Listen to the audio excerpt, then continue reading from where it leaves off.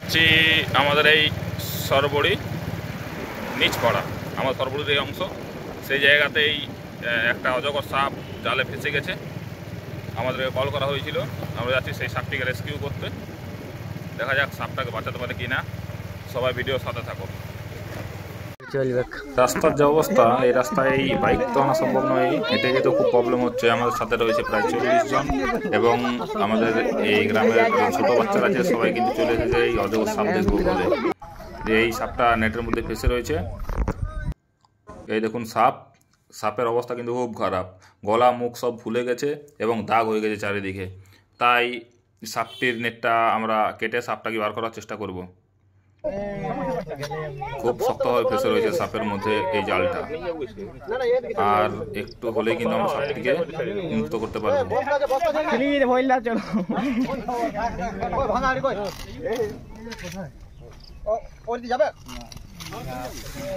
খুবই ভালো লাগছে, সাপটিকে আমরা মুক্ত করতে পারলাম এবং আমাদের সাথে যে দাদা ভাইরা আছে তারা সহযোগিতা না করলে কিন্তু আমরা এই সাপটিকে মুক্ত করতে পারতাম না।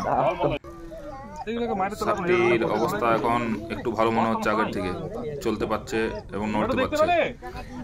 এখানের মধ্যেও অনেক অজগর সাপ রয়েছে, এর আগেও বের হয়েছে। আমরা ভেবেছিলাম সাপটা এখানে ছেড়ে দেবো, কিন্তু এখানে যে আবার নেট রয়েছে, ফেসে যাওয়ার ভয় রয়েছে, তাই আমরা এই সাপটিকে জঙ্গলের মধ্যে ছেড়ে।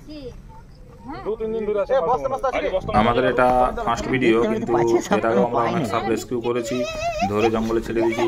অনেক লোকালয়ের মধ্যে অনেকের বাড়িতেই সাপ ঢুকে গেছিলো, যেগুলো ধরে আমরা বাইরে জঙ্গলে ছেড়ে দিয়ে এসেছি। আমাদের সাথে আমাদের বন্ধু পাপন থাকে, কিন্তু সে আজ বাইরে যাওয়ার জন্য আমরা এলাম সাপটিকে রেস্কিউ করে জঙ্গলে ছেড়ে দেওয়ার জন্য। সবাইকে একটাই কথা বলতে চাই, সাপ কিন্তু কেউ মারবেন না, কারণ পরিবেশের ভারসাম্য সবাই রক্ষা করুন। সাপ সহজে কাউকে আক্রমণ করে না, সাপের কেউ ক্ষতি না করলে। সাপ কিন্তু চেষ্টা করে সবসময় মানুষের থেকে বাঁচিয়ে পালানোর। তাই সাপকেও মারবেন না এবং নিজে রিস্ক নিয়ে কেউ ধরতে যাবেন না। সাপ ধরার জন্য টেকনিকও দরকার হয়, আমরাও সহজে রিস্ক নিই না।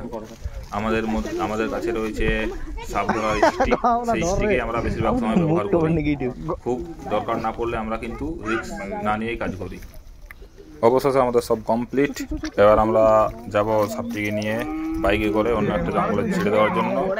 এবং এই দেখুন আমাদের সাথে রয়েছে প্রায় সমস্ত বাচ্চারা, এই সাপ কিভাবে আমরা উদ্ধার করছি, কারণ সবাই দেখেছে নেটের মধ্যে সাপটা ফেসেছিল অনেক কষ্টের মধ্যে।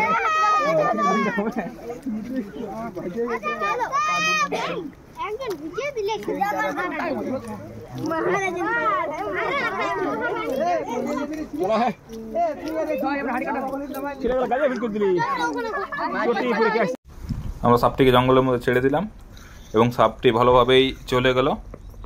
খুব ভালো লাগছে সাপটিকে এভাবে বাঁচাতে পেরে। ধন্যবাদ সবাই, ভালো থাকবেন।